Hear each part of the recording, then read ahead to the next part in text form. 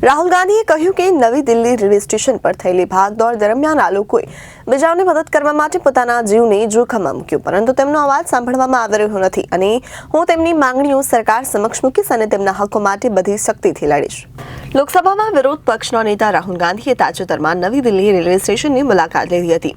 ત્યાં ફરી એકવાર કુલી ભાઈઓને મળ્યા। મારી વાતચીત દરમિયાન તેમણે જણાવ્યું કે નવી દિલ્હી રેલવે સ્ટેશન પર ભાગ દોડના દિવસે બધાએ સાથે મળી લોકોના જીવ બચાવવા માટે શક્ય તેટલા બધા જ પ્રયાસ કર્યા। ભીડમાંથી લોકોને બચાવવાનો પ્રયાસ હોય ત્યારે ઘાયલોને એમ્બ્યુલન્સ અને વહીવટી તંત્ર સુધી પહોંચાડવાનો હોય છે કે પછી મૃતકોને મૃતદેહ કાઢવાનો હોય છે। તેમણે પોતાની શારીરિક ક્ષમતાઓનો ઉપયોગ કરી, હાથગાડીનો ઉપયોગ કરીને કે પોતાના ખિસ્સામાંથી પૈસા ખર્ચીને મુસાફરોની દરેક શક્ય રીતે મદદ કરી। 15 ફેબ્રુઆરીના રોજ સ્ટેશન પર થયેલી ભાગદોડ દરમિયાન રાહુલ ગાંધીએ ઘણા લોકોના જીવ બચાવવા માટે રાહત કામગીરી બદલ તેમનો આભાર માન્યો।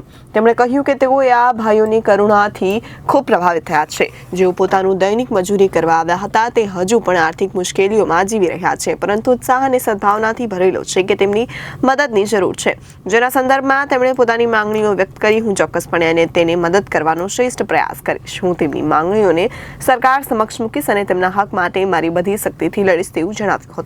Bureau report, Janadesh news.